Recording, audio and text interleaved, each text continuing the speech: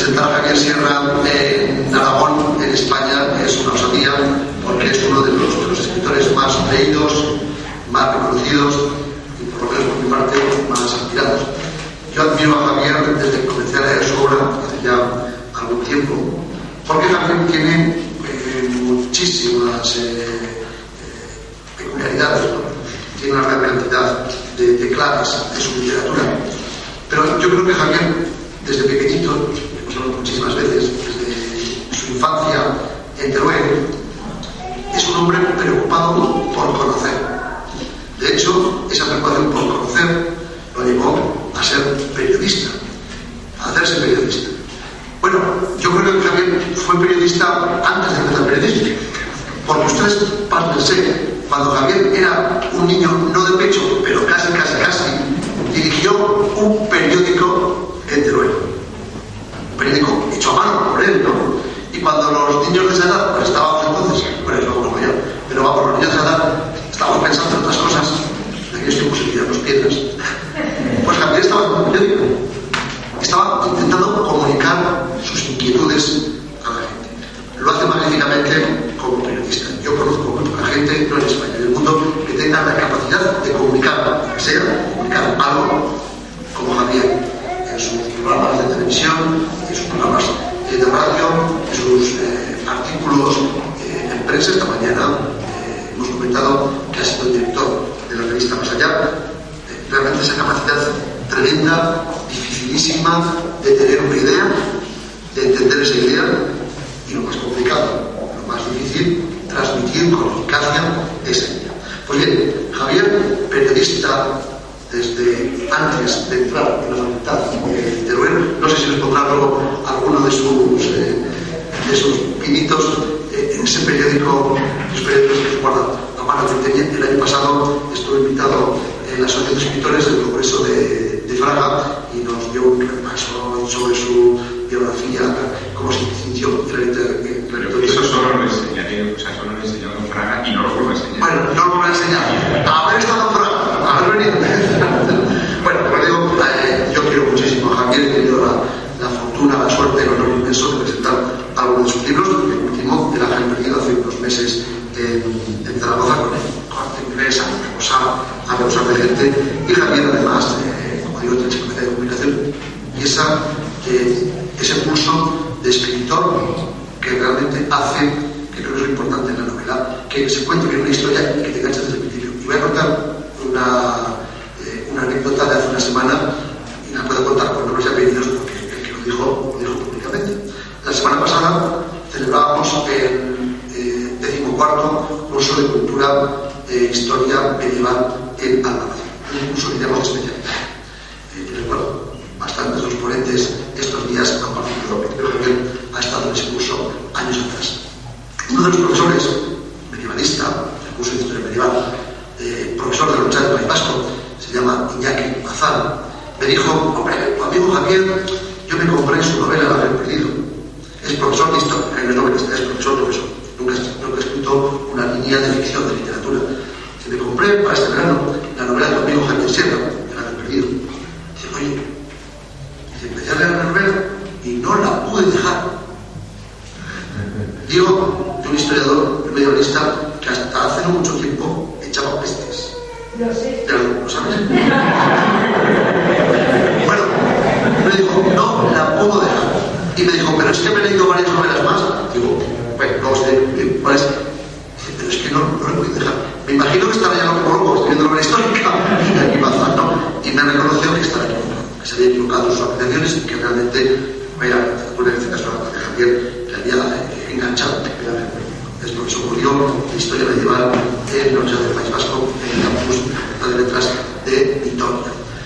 El Ángel Perdido es la última novela de Javier, que ha estado número 1 en ventas en todas las listas españolas. Javier es un escritor de auténticos bestsellers y es envidiado por algunos que creen que la buena literatura es aquella que vende 200 o 300 ejemplares. Eso que se llama el autor de culto.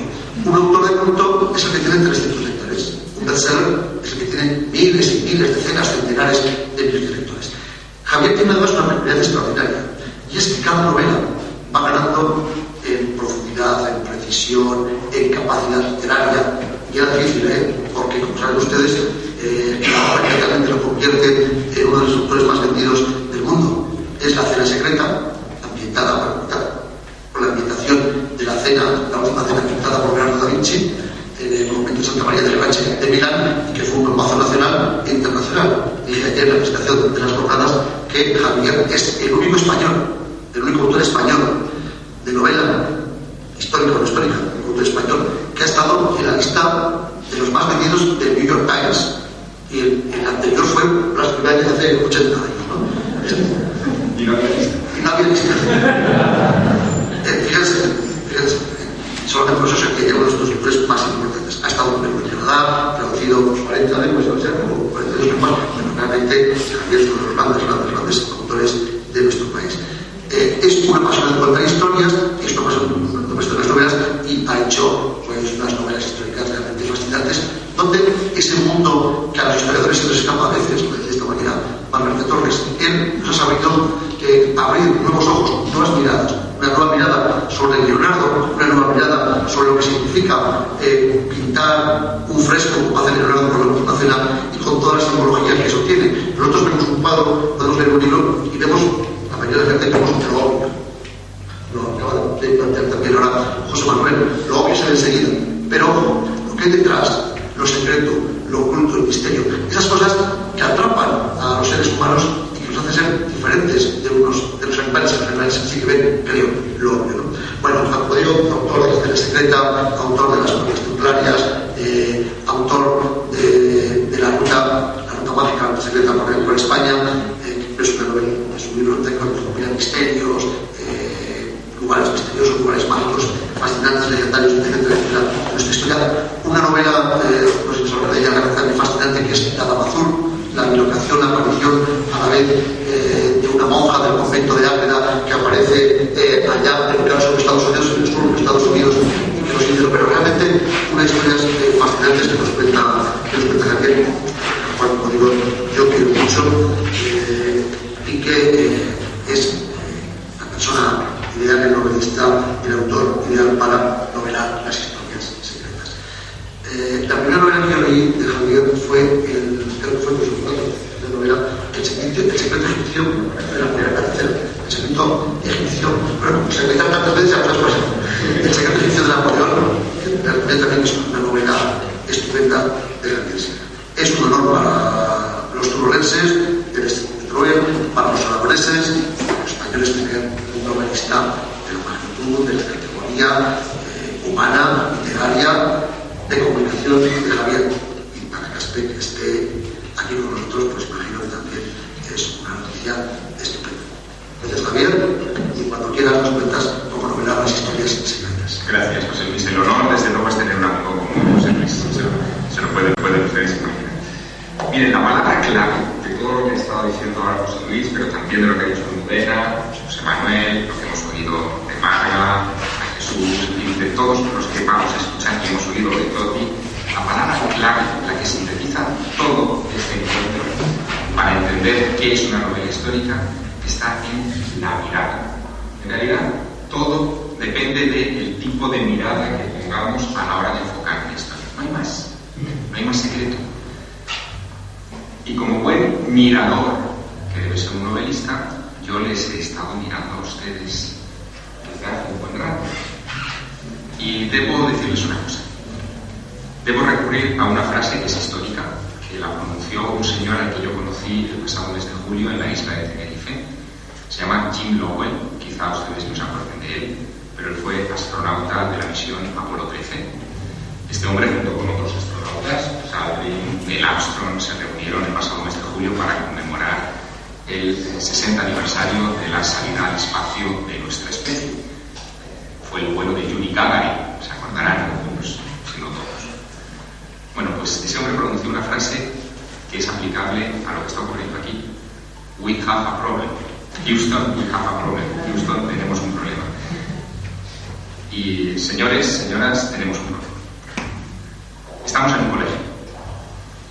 Esta mañana hemos dado unos premios a unos niños de secundaria que han participado en un concurso de redacción. ¿Dónde están esos niños? ¿Dónde están los compañeros de esos niños? ¿Dónde están sus hijos?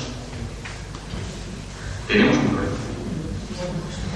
Es un problema que se resume en algo que no puede perder esta especie bajo ninguna circunstancia, que es la curiosidad.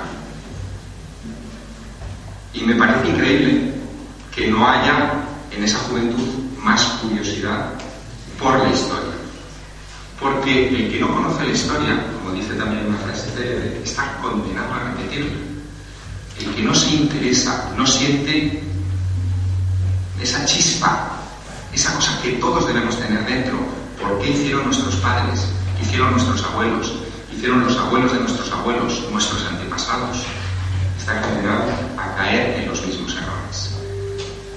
Este mensaje, que debería ser quizá el final de mi charla, de mi intervención, he querido dárselo al principio porque creo que debemos reflexionar sobre ello. En estas conferencias debería haber más gente joven.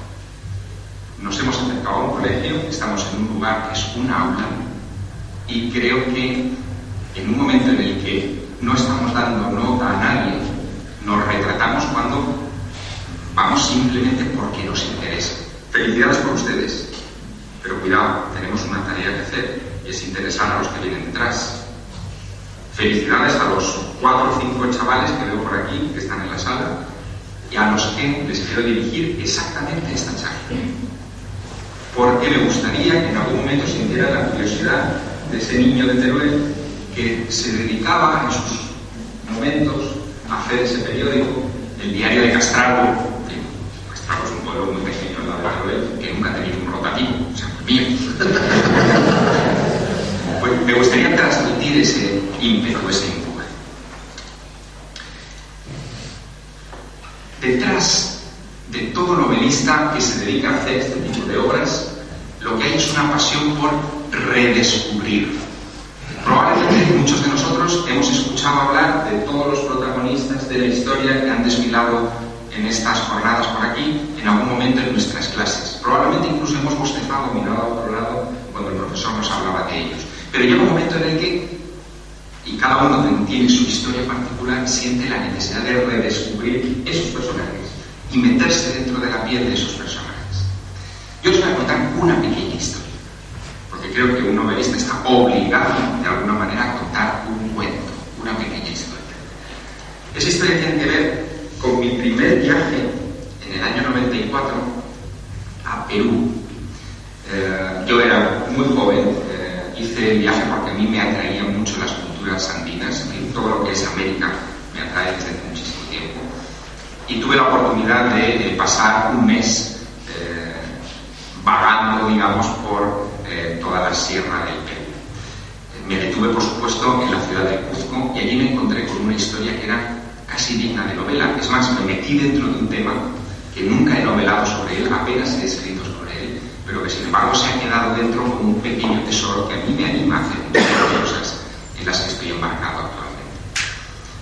En el año 94, en marzo del año 94, con 2 amigos, llego a la ciudad de Cuzco buscando la confirmación, de alguna manera, de una leyenda.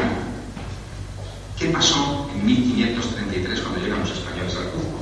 Bueno, Francisco Pizarro y sus hombres llegan a este lugar, que es la capital del Tahuantinsuyo, del Imperio Inca, y la visión que tienen desde los cerros, desde las colinas, porque Cuzco es como una caldera dentro de la cual se encuentra la ciudad, la visión que tienen es que el centro de la ciudad está presidido por el Templo del Sol o Coricancha, que era un templo revestido de planchas de oro que debía refulgir con los rayos del sol de manera impresionante.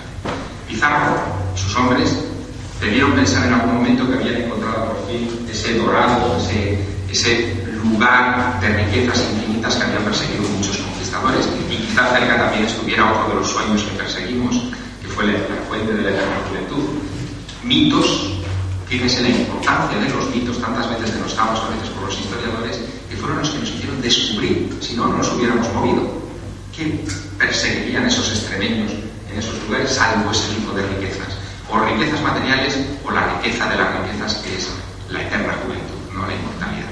Bueno, cuando llega Pizarro allí, ven eso, se produce una guerra, que no les detallaré al milímetro, pero en un momento determinado en Cajamarca atrapan señor de los incas, Pizarro pide un rescate por Atahualpa, que es una habitación de 10 metros cúbicos llena de oro.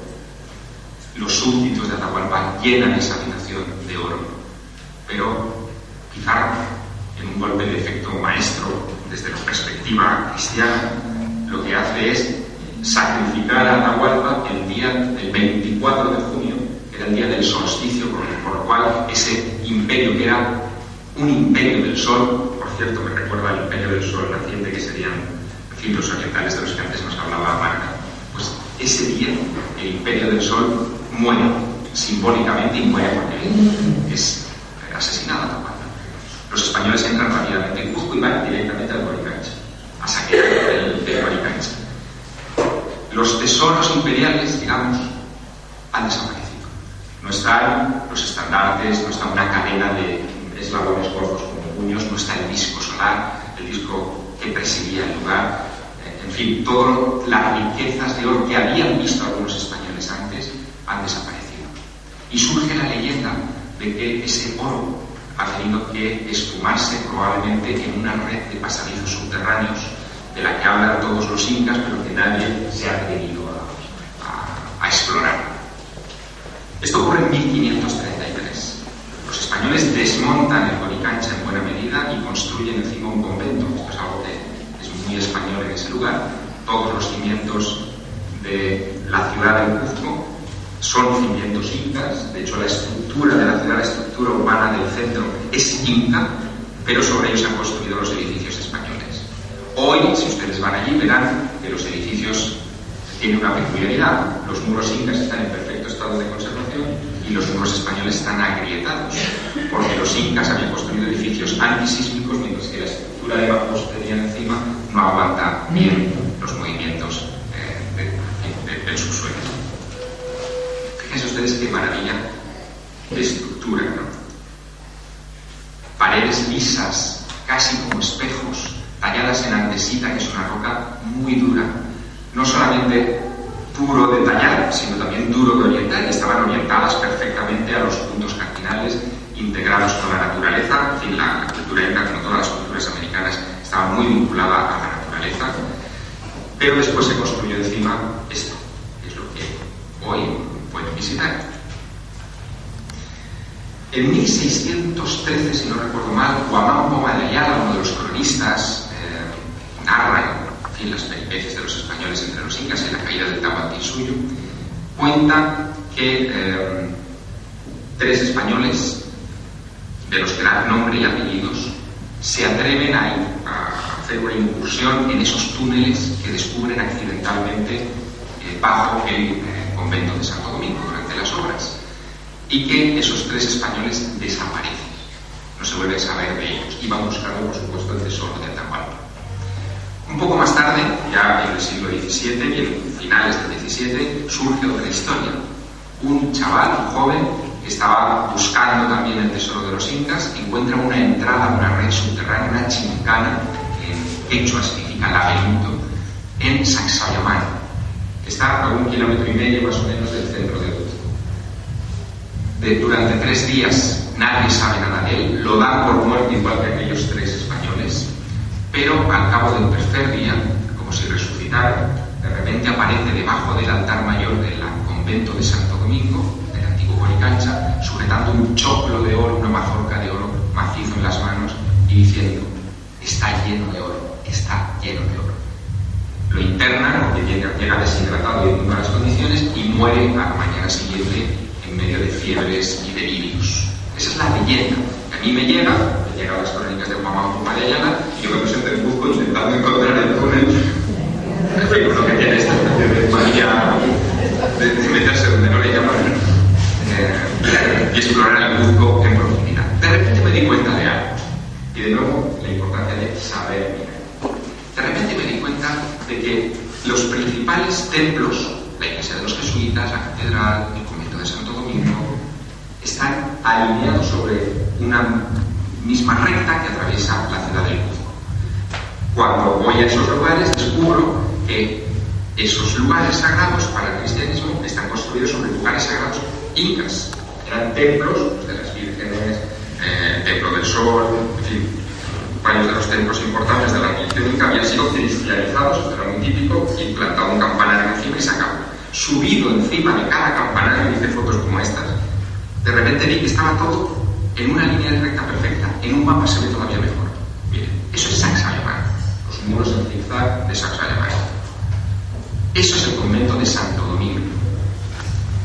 Eso es la catedral del Cuzco. Hay otras capillas y otras iglesias menores que se alinean precisamente en una cruz. Debajo de cada uno de esos lugares, de esos templos, hay leyendas de entradas a túneles.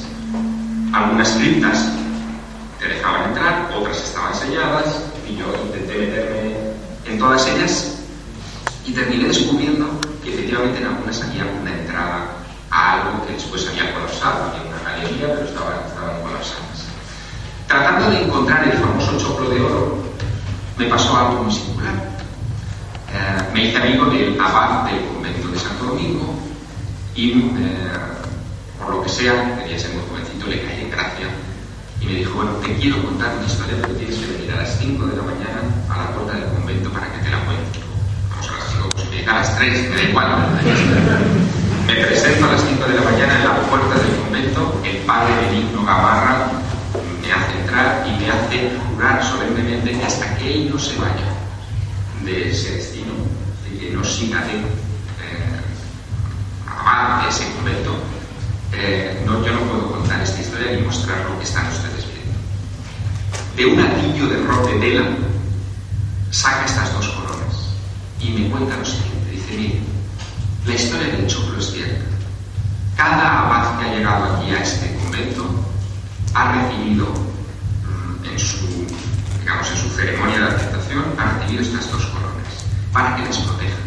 Nunca han estado puestas en la cabeza de la Virgen y del niño que preside la iglesia de Santo Domingo, en el convento de Coricancha, el antiguo Coricancha, para no despertar la codicia. Pero estas coronas de oro se fundieron de ese choclo. Las coronas que hoy se ven allí puestas son de plata y nadie sospecha de esto. Me dejó hacer esta fotografía y me dejó marchar. Ahí había una historia secreta que contar. Había una historia. Con el correr de los años, en esa época estaba empezando a estudiar periodismo, llevaba 3 años de carrera, descubrí algo que para mí fue una revelación, y es que cada momento histórico tiene su secreto.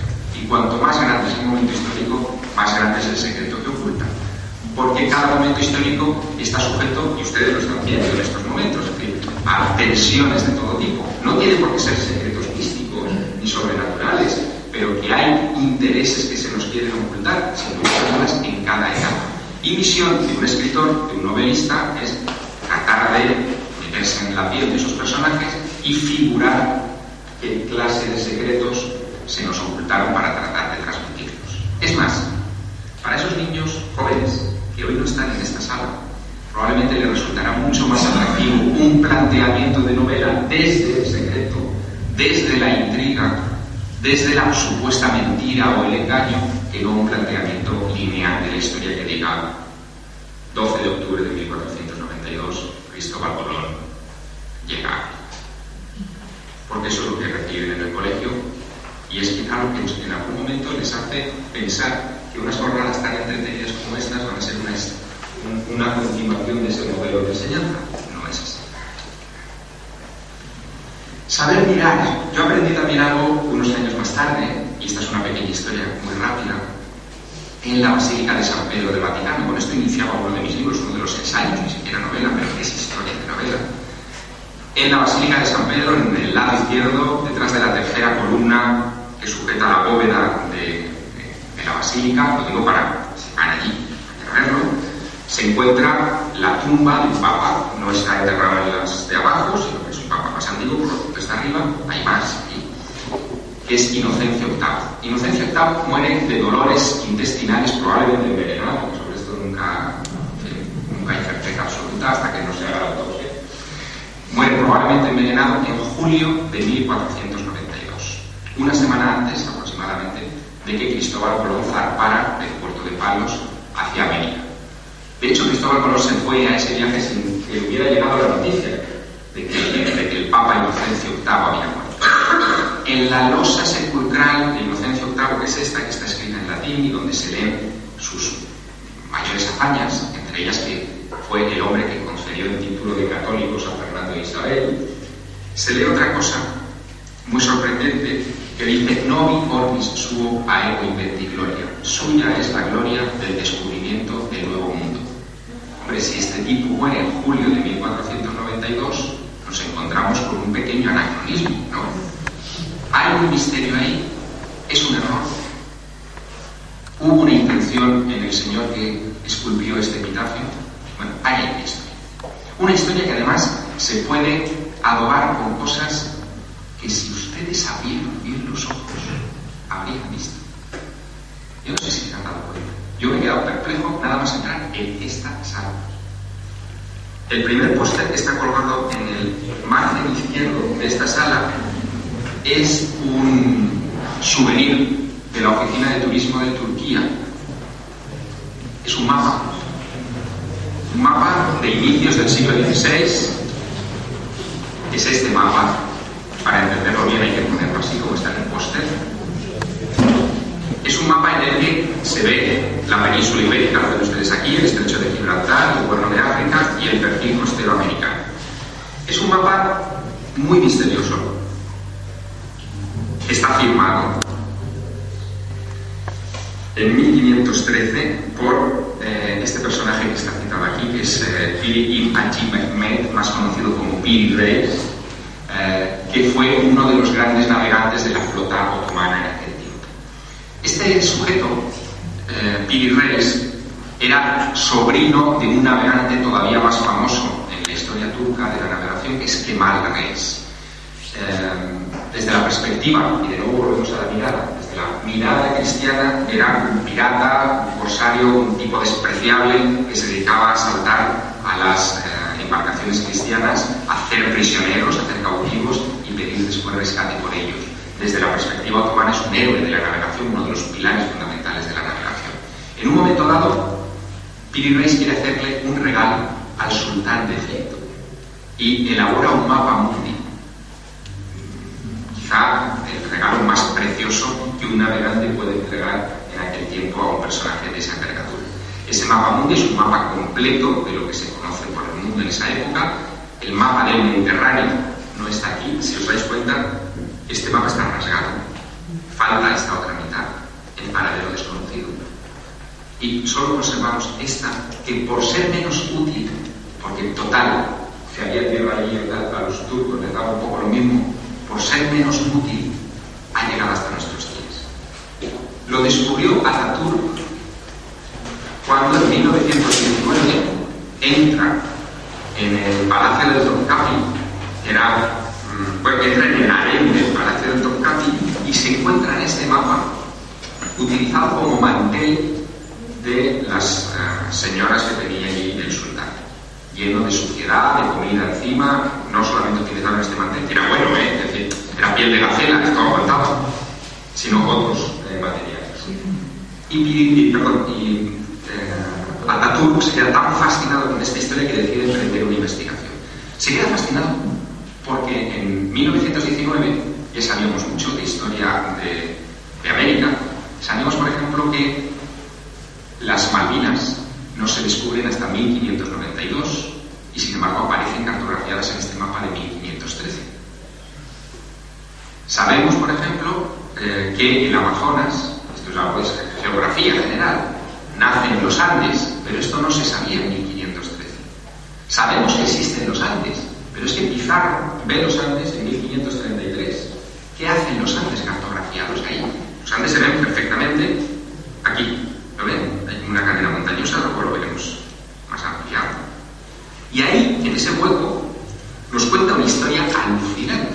Nos cuenta que Piri Reis, en uno de sus viajes por el Mediterráneo, se encuentra con un barco español, lo asalta y uno de los españoles que capturan, resulta ser un piloto que había ido con Colón a América. No da nombre, pero cuenta su historia. Y dice que gracias a ese piloto él tiene esa información sobre el continente americano, y gracias también, porque era la lista de fuentes, a mapas que él ha consultado en la Biblioteca Imperial de Constantinopla, heredados, dice, de la Biblioteca de Alejandría. Un piloto de Colón sabía que los Andes estaban ahí, si el hombre se quedó en Cuba, lo que sería la Española, el centro de esa zona. No. ¿Eran esos mapas de la Biblioteca de Alejandría los que daban esa información? Caramba. Entonces tenemos que retrasar la fecha del supuesto conocimiento de América. Pero había algo más. Daba una fecha el mapa. Daba una fecha. Dice, estas costas, las Antillas, a ese nombre, y además le he escrito unos loritos muy monos y tal, fueron descubiertas en el año 890 del calendario árabe, y da el nombre de Colón. El año 890 de la época no es 1492, es anterior, es 1485. Bueno, esto por supuesto da juego para muchas novelas. El tema cronológico no lo utilizo Matilde Asensi, por ejemplo, en El origen perdido, pero sí otros muchos, pero nos permite tener claro que ese mapa que ustedes tienen ahí, que sus hijos o los alumnos de este colegio ven ahí en el salón de actos, es un verdadero, colosal y formidable misterio. Hay otro misterio más. Yo soy de Teruel. Ustedes ya saben cómo somos los de Teruel y los de Castro. Y José Luis se nos pone algo de ceja y teja y cambio de leche allá abajo. Bueno, pues yo quise ver este mapa. Amigo, ¿qué cosa se le ocurre a un escritor? Quise ver este mapa, verlo con mis ojos. En un primer viaje a Estambul vi que en el Museo del Topkapi, donde fue descubierto y donde supuestamente tendría que estar, no estaba. Es como ir al Museo del Prado y que le haya quitado uno las meninas. Bueno, fíjense ustedes que Turquía utiliza eso como reclamo turístico. En un momento determinado, incluso pedí permiso a la biblioteca para ver si me lo mostraban, me lo denegaron. En la Expo, ¿ustedes se acuerdan de la Expo del Mar de Lisboa? La Expo Universal de Lisboa, en el pabellón de Lisboa, Turquía hizo un pabellón dedicado a Piri Reis. Prometieron llevar el mapa de Piri Reis, no lo llevaron. En mi mosquero iba en aumento. En un segundo viaje, organizado con el Ministerio de Cultura turco, visité Turquía con todos los permisos para ver el mapa de Piri Reis. Llegué al museo y la directora me dijo no. Luego se arrepintió y nos permitió entrar a la biblioteca y me sacaron el mapa. Un mapa de colores relucientes, maravilloso, un mapa fabuloso, tan bien hecho, con tan pocas manchas, que las que habían dejado las concubinas del sultán, que evidentemente era una reproducción. ¿Dónde está el mapa de Piri Reis? ¿Quién lo tiene? ¿Por qué no lo muestran? Claro, no lo muestran porque no lo tienen. Bueno, pues ahí hay otro misterio. Y esto también es historia, que es más reciente, pero es historia. No les quiero aburrir porque ya se me ha ido el tiempo casi con lo que era mi introducción, pero es muy importante para estos futuros escritores que quieran continuar después de esta redacción que nos han presentado, seguir en esa senda, saber que deben conservar sus ojos curiosos, los ojos de niño, para ver estos viejos asuntos.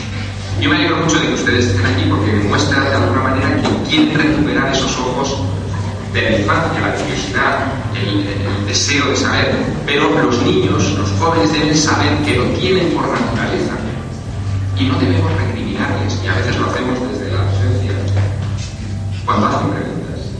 Hay muchas veces que te pareces tonto, niño. No, nuestra tarea es contarles las historias, no enseñarles historias, sino contarles la historia. Y eso es una labor ardua que implica enseñarles, por ejemplo, la Edad Media y toda la historia de los caballeros templarios, por ejemplo, pues desde la curiosidad. ¿Por qué, por ejemplo, los templarios, esto no me lo enseñan en el noveno, me explican otras cosas aburridas, por qué los templarios, en vez de eran una fuerza pensada para proteger peregrinos que tenían que ir a Tierra Santa, una especie de policía para proteger a los peregrinos en su ruta hacia Jerusalén, ¿por qué el puerto principal de los templarios no estaba en el Mediterráneo sino en La Rochelle, en el Atlántico? Bueno, se puede imaginar que esa evidencia y la de que todas las grandes rutas templarias de aquel tiempo desembocaban en La Rochelle, ha dado pie a especulaciones como que ellos ya conocían una ruta hacia América y que podrían haber importado plata de América. Yo no sé si eso es cierto o no, pero sí que es cierto que en los Estados Unidos se han encontrado grafitis, como este que ustedes ven aquí, que se llama El Caballero de Westport, y se encontró en Massachusetts, donde aparece un caballero medieval que no es español, que no es propio ya de la época de la llegada de los españoles a América, que parece más medieval que otra cosa, y que tiene en su escudo un barco con palos, no sé si lo verán ustedes ahí, pero es un barco muy europeo. O por ejemplo esto que encontré yo esta foto mía, en el Museo Nacional de Arqueología de La Paz, en Bolivia. Lo llaman el hombre de Carabuco, porque fue descubierto en ese pueblo. Es precolombino y muestra a un tipo con capucha, con cejas cortas, con barba, una especie de barbita alrededor de la boca y con una cruz en el manto, ¿no? en el vestido. Precolombino, es decir, antes de la llegada de los españoles, el Pizarro, en este caso, de sus hombres a toda esa zona del altiplano. Hombres barbudos como el monolito Contiki en Tiahuanaco, no demasiado lejos de Carabuco. Los indios de esa zona son imberbes, lo sabemos por genética. ¿A quién veneraban que eran hombres así? Bueno, pues hay una historia. Hubo contactos antes de Colón. Hubo misioneros, monjes, por aquellas tierras de la Edad Media, porque arribaron a ir en algún barco que llegó náufrago y se dedicaron a expandir en lo que pudieron su fe. ¿Por qué Pizarro, cuando entra en Riconcancha, en el lugar donde ha empezado nuestro viaje esta tarde, se encuentra con una figura blanca, de barba, estatuita, que piensan que es San Bartolomé y que es un tipo con una túnica y que allí lo llaman Bartolomé, allí llaman Viracocha? ¿Quién era ese Viracocha? Bueno, pues son cosas que están en los libros de historia, muchas veces en las notas a pie de página, muchas veces pasadas por encima y que son fascinantes.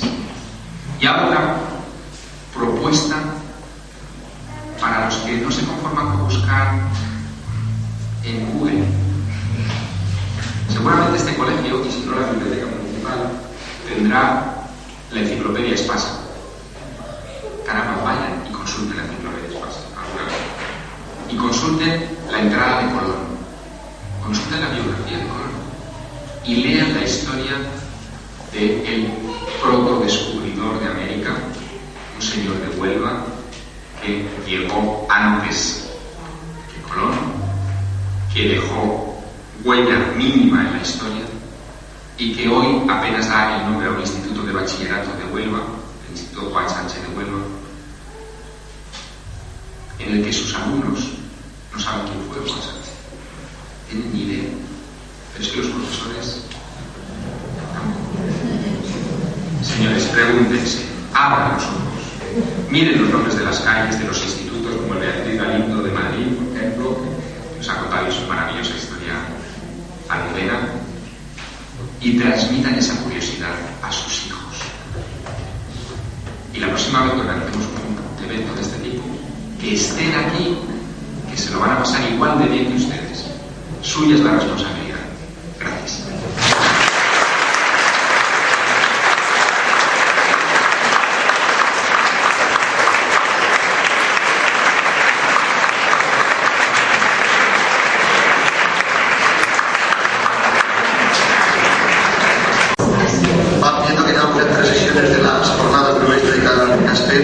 Y que realmente usted esta tarde, me imagino, que se ha enamorado, con permiso de los alumnos de Almudena, se ha apasionado por cómo ha tratado las minorías José Manuel y se ha fascinado por las historias secretas, creo que están ahí. A veces los secretos están a la vista, es tan obvio que no lo vemos, de Javier con esa magnífica capacidad que tiene para crear unas sensaciones de apasionarse por las cosas, por la vida, por la historia. Muchas gracias, Javier. Muchas gracias a los tres. Tenemos un ratito porque creo que el último acto de la tarde es el descubrimiento de la placa, ¿verdad? Que está aquí. La cual que está la placa. Entonces, de aquí tenemos que ir a la cual. Pero como está prevista la experiencia del descubrimiento de la placa, tenemos un ratito, si ustedes quieren, para que a los tres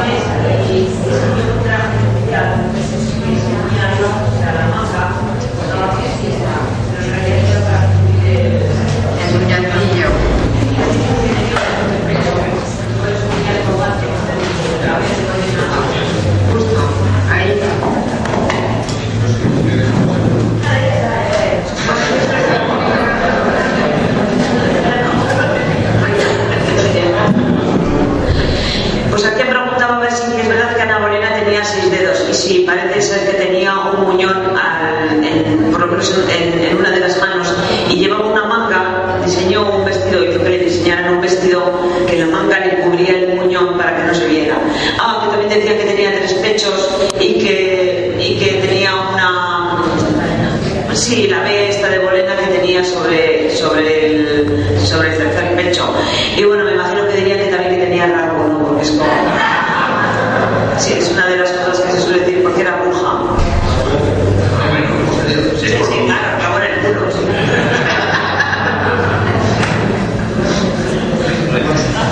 Aproveche la oportunidad que esto es una tecnología.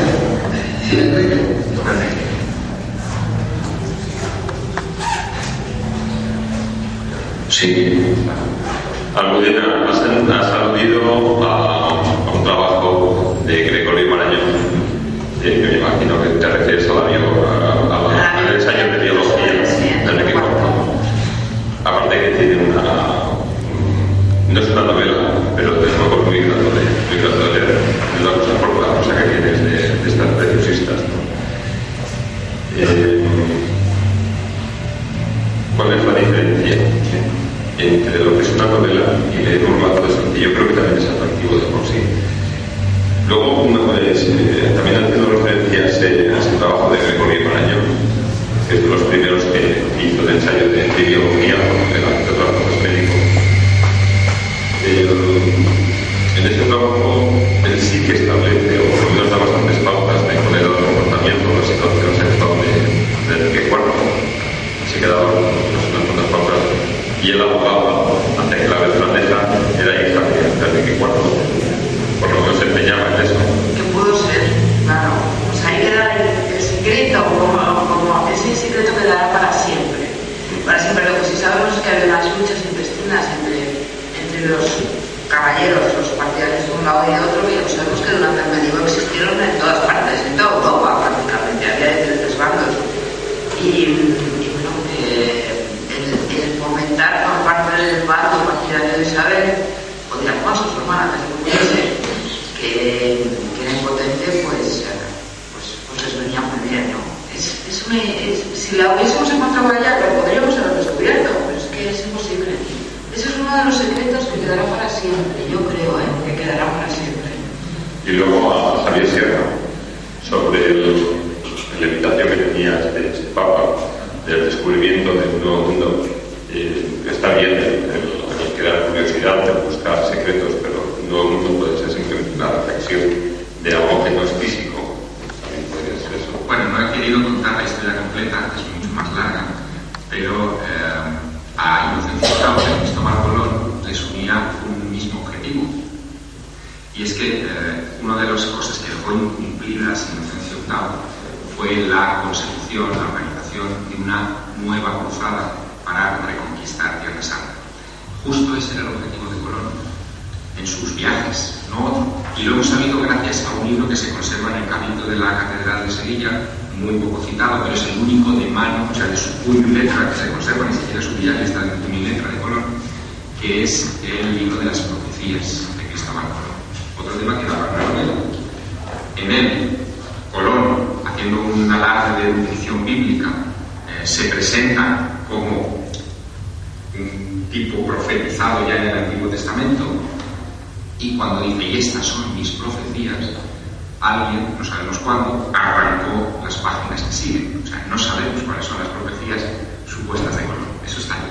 Bueno, pues en ese libro, Colón explica claramente que su misión es el de asumir su destino implícito en su propio nombre, que es el de Cristóforo, Cristóbal, Cristofernes, el portador de Cristo, y lo que quería era ser el Cristofernes a Tierra Santa. Justo a la misma sesión de Inocencio VIII, hay algunos que llegan a suponer que este Papa, Giovanni Battista Figo, que era genovés, estaba emparentado de alguna manera con Cristóbal Colón, y que Cristóbal Colón se quedó desolado cuando a la vuelta de su viaje vio que se había muerto y que había un español ahí, que fue el que nos garantizó después el desembarco de los españoles en América. También qué casualidad histórica tan colosal, es decir, Alejandro VI en el trono de Roma cuando se produce el mayor acontecimiento de la historia de la humanidad. En otras circunstancias las cosas hubieran cambiado.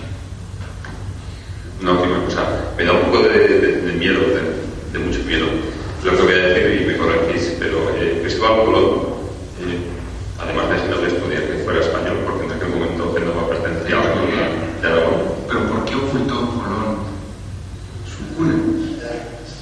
¿Por qué la ocultó? Aquí podemos iniciar el debate de esto, está bien. Bueno, claro.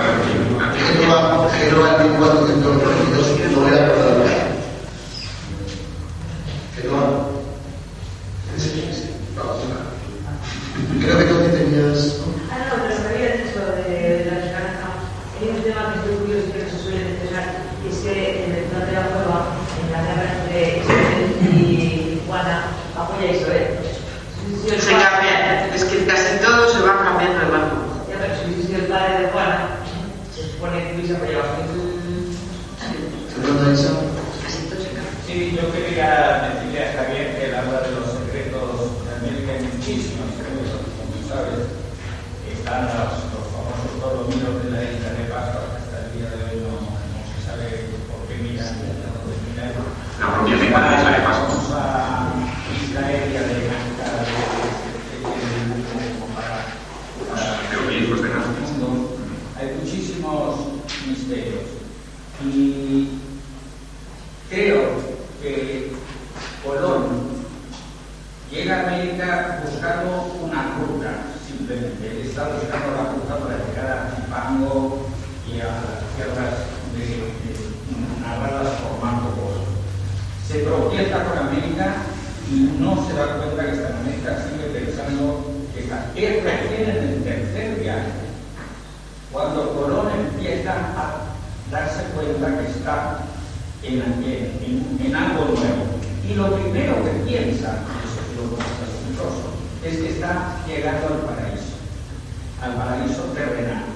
Identifica con las aguas la desembocadura del Orinoco, donde llega en su tercer viaje, y las páginas que escribe él sobre que ha llegado al paraíso. Y se lo escribe al Papa de la época, que ha llegado al paraíso terrenal. Y da una descripción, porque además son tierras paradisíacas, son seres, son habitantes que viven ahí en las condiciones casi del mito orgánico. Y el libro de las profecías que Colón escribe, lo escribe después. Claro, es el último. Lo escribe después, o sea que cuando él va, su primer, es curioso, el cambio de su propia psicología a lo largo del tiempo, empieza a buscarlo simplemente como un navegante, una ruta comercial, y termina invocando a Platón, la Atlántida, a Aristóteles, la famosa expediciones cartaginesas sobre el Atlántico, las islas de la Edad Media, los famosos mitos de la antigüedad que presienten lo que ya se llamaba la antigüedad, la cuarta región del mundo. Y anota la tragedia medea de Séneca, donde se habla de la llegada a la última Tubia, o sea, a las tierras que están más allá de lo conocido, la anota el hijo de Colón, esa profecía, el padre la había tenido. Aquí está en la plaza de Colón de Madrid. Es asombroso cómo al paso del tiempo, en vez de haberlo vuelto pragmático y realista, lo va volviendo místico, trascendental y buscando raíces del descubrimiento de América en el pasado. Algo de esto ya estoy adelantando lo que voy a decir. pero en cierto modo es asombroso cómo España lleva al principio una búsqueda de una ruta comercial y termina buscando por la fuente de la juventud, con Florida, con León, el Dorado, como todos aquellos, las Amazonas, que son mitos de la antigua Grecia, del norte de Grecia, de la zona de Tracia, que se reencuentran en esta pared, a utilizar el río, se los identifica con los mujeres de las islas de Guadalupe y de la zona de la Torre. Por eso, digo, es asombroso la cantidad, y eso explica, en cierto modo, voy a decir como una especie de resumen, la aparición de esta literatura latinoamericana contemporánea del realismo mágico, de lo real maravilloso, las novelas históricas que no manejan solamente la historia factual, sino esta historia del imaginario que tú estuviste allí en tu viaje iniciático hace muchos años. Gracias, Fernando.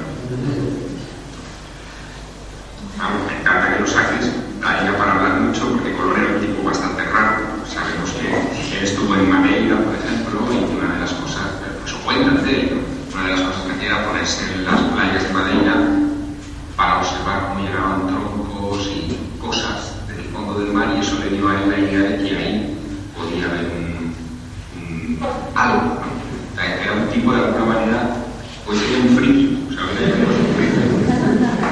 Que después sublimó eso, logró convencer a los reyes católicos y se lanzó a esa aventura. Pero hay muchas lagunas, ¿no?, en torno a la... He leído que en Madeira se encontró con un capitán vasco borracho perdido, al cual le robó unos supuestos mapas. Sí, bueno, pero es que esa es una historia.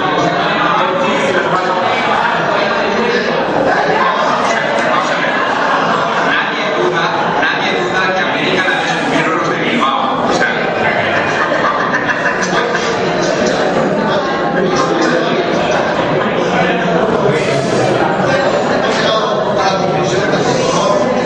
pudo ser de Bilbao.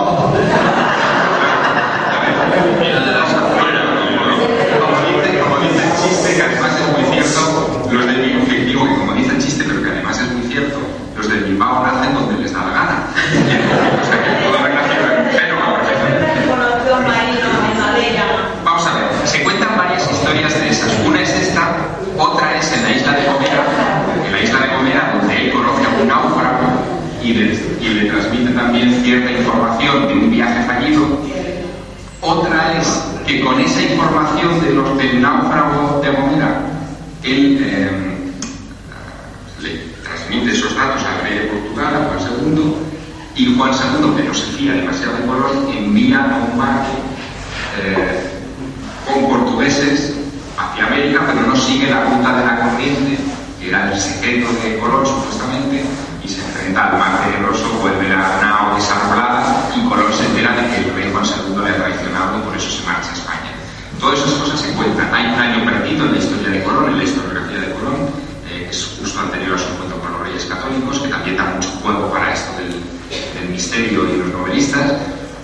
A mí es un personaje fascinante desde todo punto de vista. Y desde luego, Fernando ha apuntado algo que es muy, muy, muy importante, y es que en el fondo fue gracias a esas quimeras, a esos sueños, a esa búsqueda de la eterna juventud, a esa búsqueda de Fernando, pero seguro que mañana lo cuenta, de las 10 tribus perdidas de Israel, porque también pensaban que se habían extraviado en América, y hubo muchos fratres y sacerdotes que se dedicaron a esa búsqueda, que exploramos el continente americano. Si no, ¿qué? Nos hubiéramos quedado en las costas, en los sitios seguros, pero no nos hubiéramos adentrado en terra incógnita peligrosa. Hombre, era lo de Toti del Bilbao que me parece muy importante, ¿no?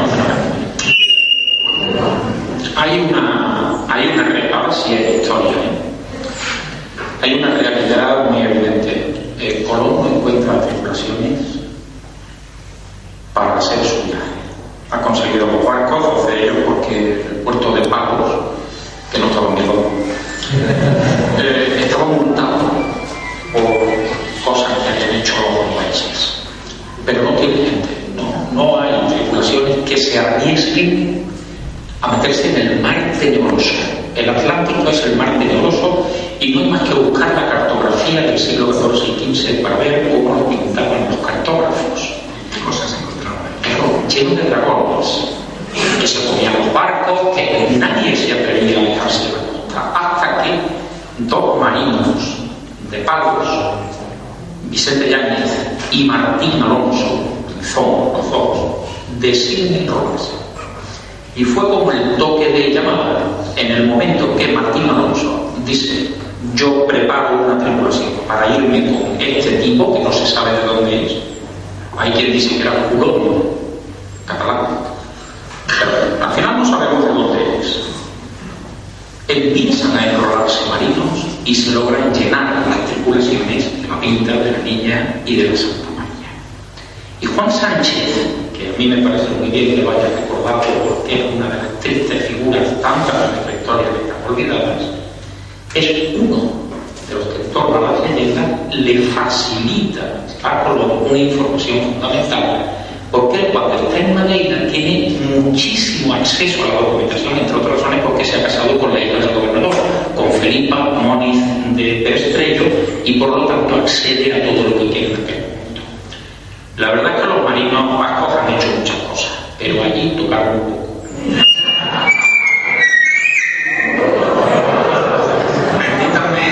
Permítanme una clave más en todo este entramado que tiene que ver con lo que les decía al principio de la mirada. ¿Y si ninguno de nosotros, por lo que hemos contado hasta ahora, tuviéramos la razón? ¿Y si la información de la existencia de tierras en América, lo que inspiró a Inocencio VIII, esa cosa del Nuevo Mundo que después aparece en su epitafio, el mapa de Pirineos, y si toda esa información, esas cositas que están dispersas que hemos sabido utilizar, fueran los ecos del descubrimiento de Sonjo?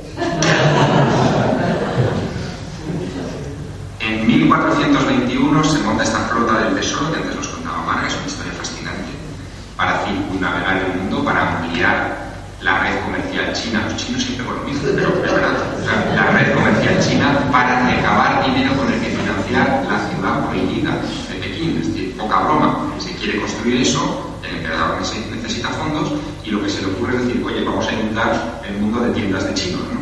Bueno, pues, más o menos.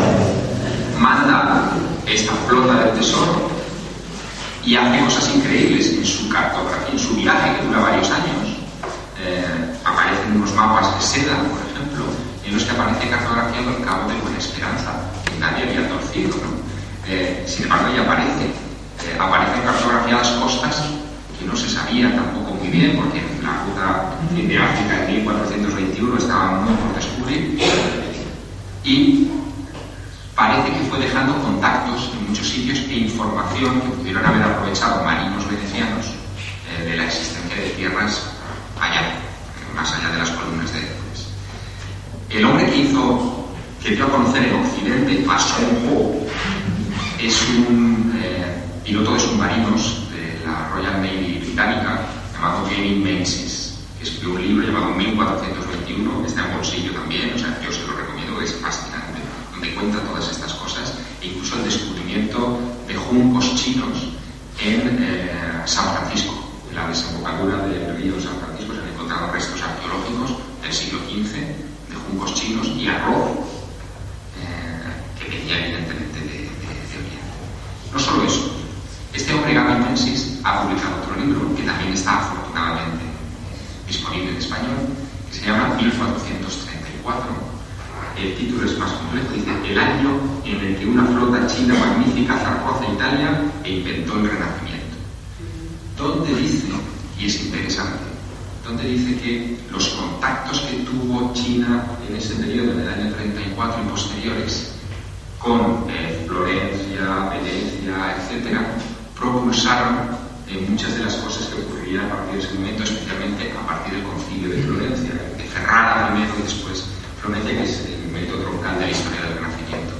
Que Galileo, cuando monta su telescopio y observa las lunas de Júpiter, lo que hace es copiar un invento que efectivamente los chinos ya poseían. Es decir, que la imprenta, que nosotros pensamos que inventa Gutenberg, ya los chinos la estaban utilizando habitualmente. Luego, a lo mejor lo que tenemos que hacer es quitarnos la visión meramente, como decía Marga, mediterráneo-centrista, y ampliar, ahora que estamos en un mundo global y empezamos a poder, y empezar a ver las cosas en su conjunto. Pero si eso hubiera sido así, que bueno, debería haber sido así, y parte de ello seguramente ha sido así, si hubiera sido tan trascendental para ese renacimiento, para ese entendimiento, ¿no crees que habría muchas más referencias en nuestras mundos? Es que no sabemos cómo se produjo eso, es decir, nos falta esa es una suposición. ¿En esa época? No. con la ambición humana, es decir, a los chinos no los entendían, pero si de repente un señor lo veía haciendo así y que salía un papel, pongamos por caso, Gutenberg dice, bueno, qué idea, y lo pone en marcha. O sea, y no va a decir, viene uno con ojos así que estaba en el puerto de no sé dónde. Es que quizá nos hemos perdido algo. Evidentemente todo esto está por explorar, pero es interesante. Pues no pensaba contarlo, pero bueno, al hilo de esto, a ver, hace, ya no sé ni qué día fue, sábado, ¿verdad? Pues allá por el miércoles o jueves, traduciendo una crónica que quedaban unos detalles, una crónica árabe que hay que matizar unos aspectos, pues hay una referencia, hombre, una tira para León, ¿no? Entonces la referencia era leonesa, era de unas esclavas que, bueno, se regalaban al sultán, al emir Muhammad I, para situarnos, primera mitad del siglo IX, ¿no? Entonces, que eran monísimas de la muerte, que las rubias se cotizaban más y que las había de dos tipos, copulativas y de servicio. Las copulativas eran más monas, las que eran feas, pues a fregar. Y sale a continuación una noticia que dice, y de las mujeres más hermosas de Yiriquilla, y estoy diciendo mitad del siglo IX, ojo, este dato es bueno, dice, algunas de ellas eran enviadas a los contactos que tenían, por entendernos, lo más hacia el este posible, ¿no?, con las gentes amarillas que venían del reino llamado del corazón. Y los chinos llaman a su reino el reino del centro o el reino del corazón. Es el nombre antiguo de China. Queda el dato. A lo mejor había contactos mucho antes de lo que podíamos imaginarnos. A lo mejor simplemente es una referencia sin más, o habrá que buscar. Pero sí que es muy curioso, igual que decíamos por la mañana lo de Zipango, ¿no? Zipango, que es como se llama Occidente. Y que a lo mejor este chico pues estaba despistado y no buscaba España, donde estaba España, como el Lutier, ¿no?, que fundaba Caracas, en el centro de Caracas, que ya estaba fundado. Pues a lo mejor esa referencia nos habla de contactos a través de los musulmanes mucho anteriores, quizás. Lo dejo como Javi, o sea, queda ahí el dato. Todos los años, una flota china salía con sedas a aprovechar los vientos del monzón que soplan del mar a la tierra y en consecuencia empujan muy bien las naves desde Oriente hacia Occidente, llegaban a Yemen, desembarcaban allí sedas, etcétera, etcétera. Tenían un puesto comercial importantísimo los chinos. En Alejandría, la seda era una de las joyas textiles más importantes de los romanos. Desde claro, textil, ellos hace 4 años en Siria y vimos en el desierto una cantidad considerable de restos de la seda en pan vida, hasta allí se distribuye también por todo el mundo. O sea que esas relaciones comerciales son bastante conocidas. El problema es que los arqueólogos trabajan muy despacio. Y cuando se publicó esa canción de la puede pasar 10, 15, 20 años después de la finalización. Entonces, Fernando, por cierto, estoy yo de acuerdo con los de Bilbao, con los de León, con el terreno, pero quien impulsó y pagó el viaje de Colón era de Santander, que era de familia de la Roca, que conste.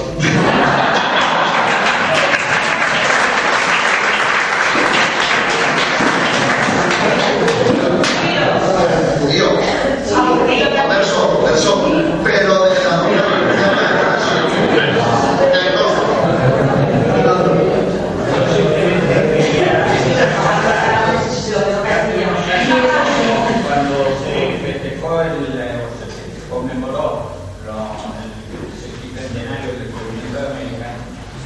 Salió toda una corriente de los países escandinavos recordando y reivindicando que los vikingos habían llegado antes a América, Eric el Rojo, y los irlandeses, a través de las expediciones de los monjes irlandeses en el Atlántico Norte, que es fuente de numerosas leyendas medievales, llegaron a las costas de Terranova y a las costas de Groenlandia y de allí a Terranova. Eso también se han encontrado inscripciones en las piedras, es decir, hay un poblado chico en una bahía de Terranova que se llamaba, construido, que se llama Lancer Auxumidos, que está en Terranova, y hay restos de equipos de peines y demás. Lo que pasa es que, a diferencia de los chinos o de los vikingos, la trascendencia del viaje de Colón es fundamental, porque lo que cambia es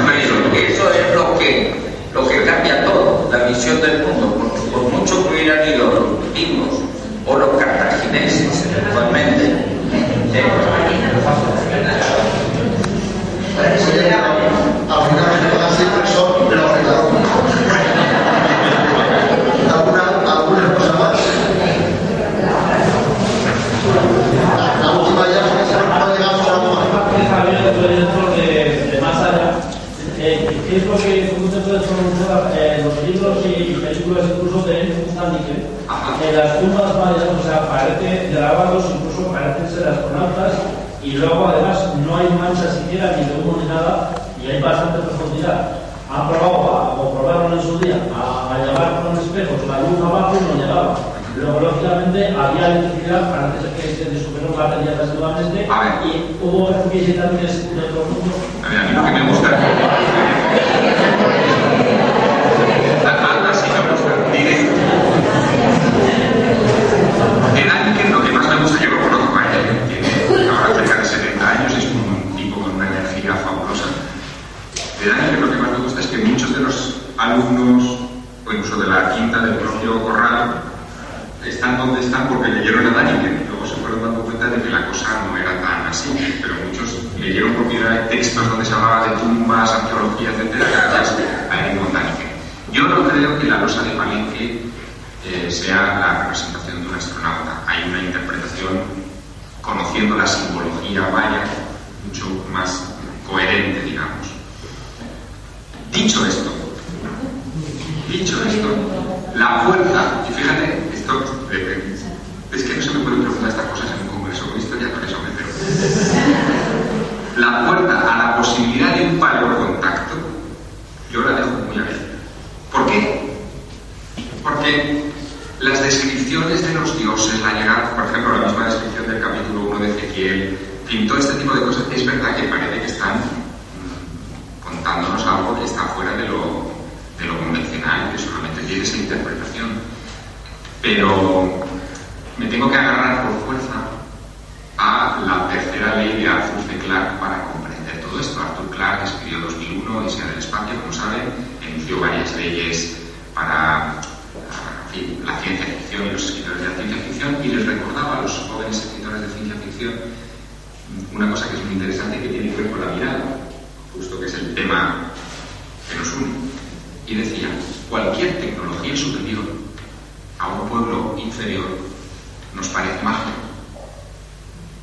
A nuestros abuelos, el hecho de que entremos en esta sala, a nuestros abuelos, nuestros bisabuelos, y encendamos la luz, les parecería magia. No digamos ya un iPad, donde tú abres ahí y metes José Luis Corral, y te aparece una foto de Corral y su vida. Le parecería como, vamos, el oráculo de Delfos. Luego, ¿por qué no? ¿Por qué tenemos que pensar siempre en clave revolucionista? No nos acaba de decir hace una semana, lo recordábamos también aquí, que ahora hay partículas que viajan más rápido que la luz y que el dogma de que nada puede más rápido que la luz se cae por su propio peso. Eso es lo que me parece maravilloso de la aventura del conocimiento humano. Y yo, en principio, estoy en contra de toda la postura dogmática en cualquier terreno. Y esa, a mí me parece coherente. Bueno, Carlos, sí, ya sabes, pues aquí que vienen unas jornadas sobre novelas de ciencia ficción. Bueno, de verdad que estamos estupendos todos, pero tenemos que dar marca a Luisa Blanca. Les invito a todos y a todas por la mañana a las 2.